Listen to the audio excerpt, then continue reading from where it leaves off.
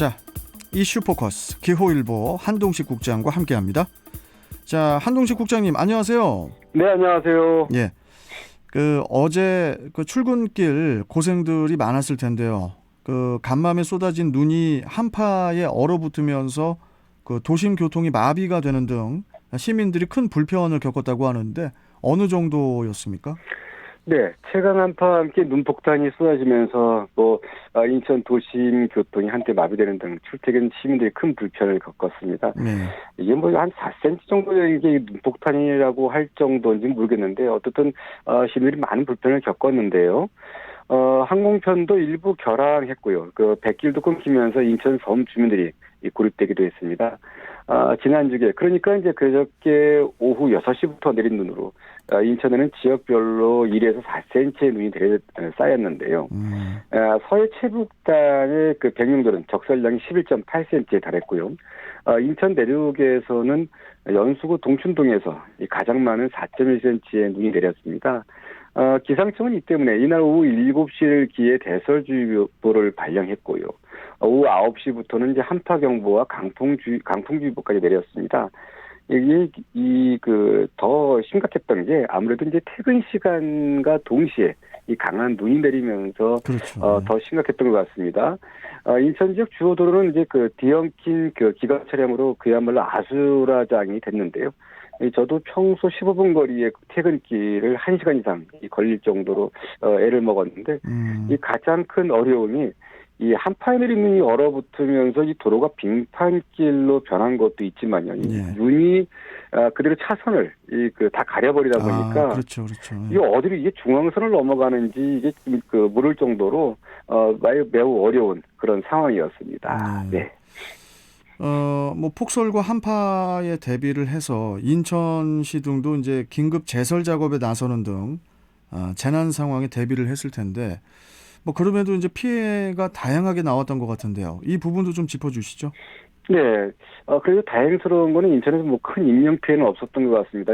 간단한 교통사고, 이렇게 추돌사고라든가 미끄러지면서 이런 부분이 있었지만 크게 인명 피해는 없었고요. 그래서 다행스럽습니다. 네. 인천시는 이제 눈이 내리자 장비 208대를 투입해서 이 제설 작업에 나섰고요. 제설제 2,876톤을 이제 주요 도로와 결빙 구간에 살포했습니다. 또 우리 인천시와 이제 군구 공무원 1,300여 명이 이제 비상 근무를 서면서 이 재난 상황에 대비했는데요. 그럼에도 이 천재로 인한 불가피한 상황이 막을 수 없었습니다. 당장 이제 하늘길 일부 끊겼는데요.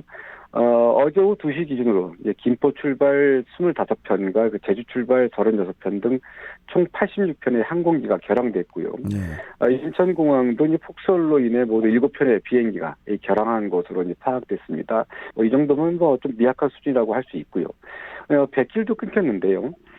강한 바람과 폭설에 백령도, 연평도 등 이 서해 5도 항로는 물론 이 덕적, 이작, 이 항로는 여객선 운행이 모두 통제되면서 주민들이 모두 이제 섬에 갇힌 상태가 됐었는데요. 특히 백령도는 지난 5일부터 이 배편이 단 한 차례밖에 운행되지 않아서 많은 불편을 겪고 있습니다.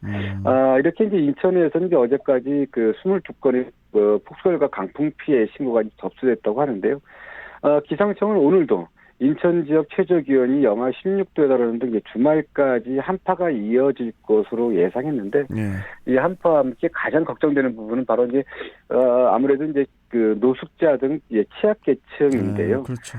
인천시는 이들을 보호하기 위해서 노숙인 급식 제공은 물론이고요. 이들이 임시 주거시설 입소 권유와 쪽방촌에 대한 지원 물품 배부 등에 나서고 있다고 합니다. 네.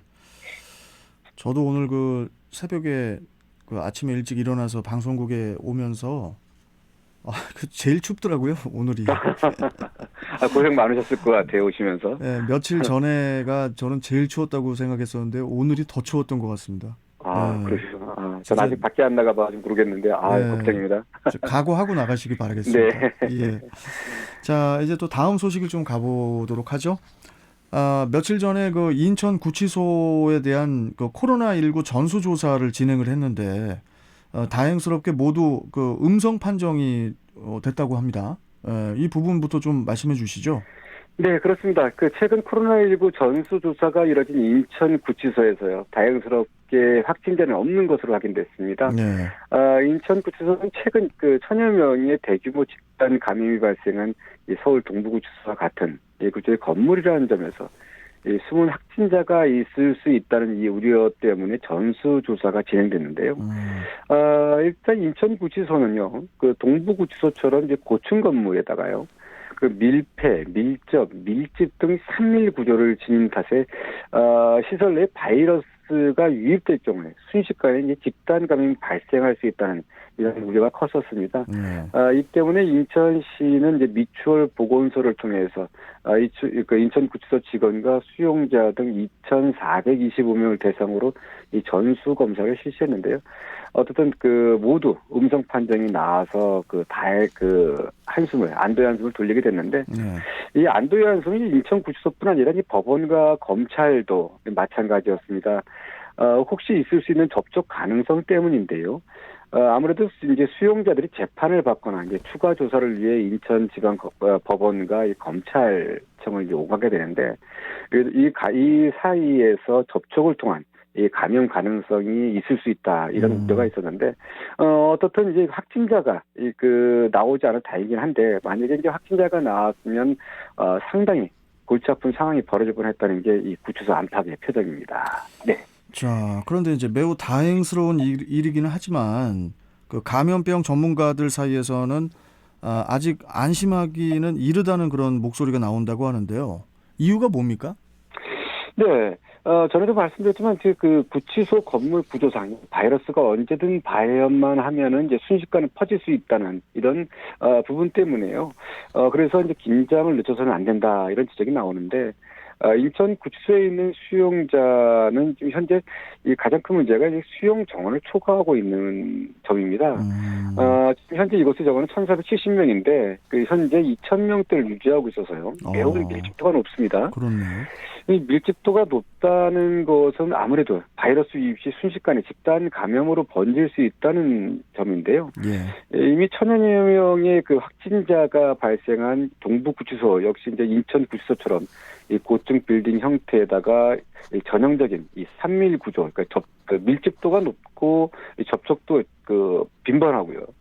여기다가 이제 환기도 취약하다 보니까 매우 우려스러운, 그리고 단 한 명의 확진자가 발생하더라도 순식간에 이 건물 전체로 퍼질 수 있다는 이런 취약성이 있는데요. 이제 동부구치소는 벌써 1,173명이 집계되는데, 인천구치소도 이런 취약점이 있다는 점을 감안해서 코로나19 예방을 위해서는 더욱 정밀한 이 방역 대책이 마련돼야 한다는 이런 목소리가 나오고 있습니다.